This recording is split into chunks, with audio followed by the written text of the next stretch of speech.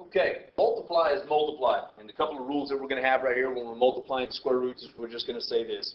If numbers exist outside the radical, then we're going to multiply those together in one group. If numbers exist inside the radical, then we're going to multiply those together in one group as well. So what does that all look like? A couple of examples. Let's start off with this right here.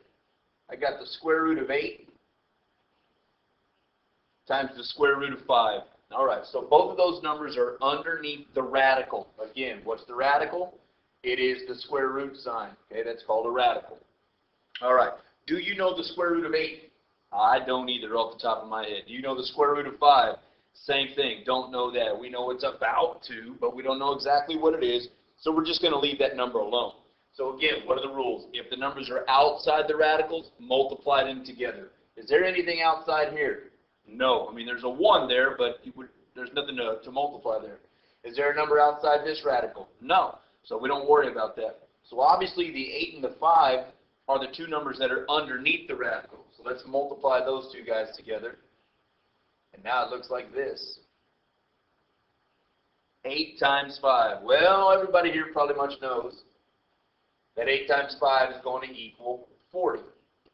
Now, it's important that we don't lose the radical. Leave the radical where it is, okay? Because, again, when we have problems that have numbers outside and inside the radical, we got to keep it straight what numbers go where. Now we got to get to the number that is the square root of 40. Do you know the square root of 40? I don't either. So we have to simplify that number right there so that it gets down into the simplified form. So now what we're going to do is basically a review of the lesson that you just did with simplifying square roots. By the way, guys, you're going to be simplifying square roots over and over and over. So we're going to take this number here that is 40. And since I don't know the square root of 40 off the top of my head, I'm going to break it down just like this again. What does it end in? It ends in a 0.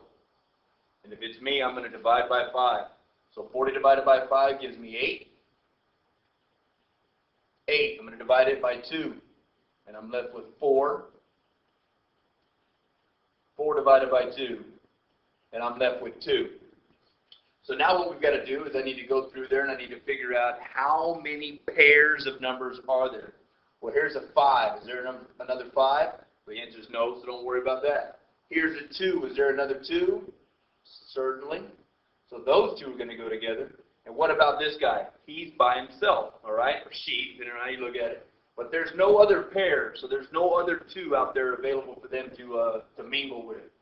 So take these two numbers right here that are together, and I'm going to write them one time. So there's my 2. Now my radical. Here's a 5 and a 2. So actually what's happening right here is I'm going to be multiplying those two numbers together. So in the end, here's my number outside the radical by itself. There's a 2. And under the radical goes 5 times 2, which gets me 10. So in the end, when you multiply the square root of 8 times the square root of 5, you will end up with a number that is equivalent to 2 times the square root of 10. If you had a calculator, you would see that decimal for decimal, these two answers are exactly the same. Okay? So let's take a look at another example that we have right here. Now I'm going to put some numbers that are inside the parenthesis or inside the radical and outside the radical, and I'm going to put those all together. So here's my problem. So I got 3 radical 7 times 2 radical 4. Okay? Again, let's break it down into 2 simple problems. Are there any numbers outside the parentheses right here? Obviously, yes. So here's a 3. Is there a number outside the parentheses here? Obviously, yes again.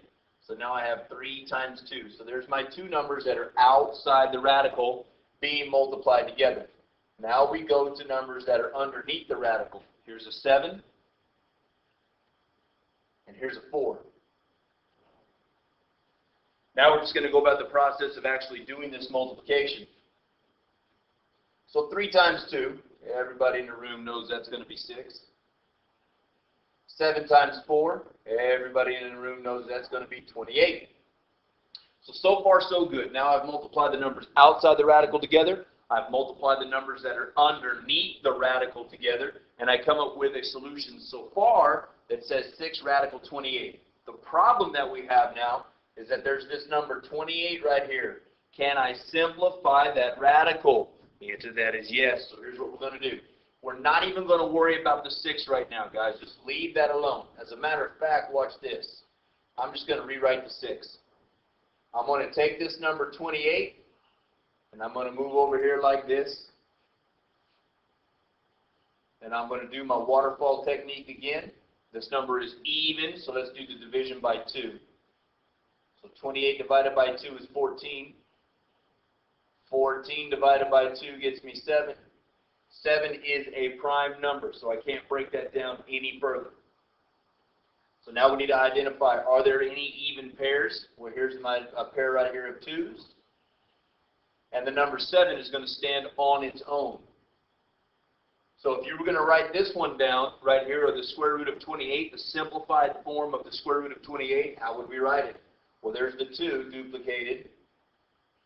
And then the 7 is by himself, so we need some protection. And he goes just like that right there. Okay? The last step that we have, guys, is I need to take this result right here, and I need to bring it back over here. So here's what just went down. I'm going to multiply this times 2, radical 7. Again, are there any numbers outside of the parentheses that need to be multiplied? You bet. So 6 times 2 is 12. Underneath the radical, there's just one number. So all we have to do is rewrite that, and we end up with 12 radical 7. Again, if you had a calculator that could handle it, and you plugged in this particular problem just like this right here, and you plugged in this result right here, you would see that decimal for decimal, the answers are exactly the same. Okay? Now, why are we doing this? Because this right here is easier to work with than a number that has, 150 decimal places behind it, because you're not going to use that many decimals, and neither am I. And as soon as we round, then we actually manipulate the problem a little bit. So we want answers that are extremely perfect. Okay? So there's 2 things that we have now with square roots. You guys get down on that assignment. Good luck to you.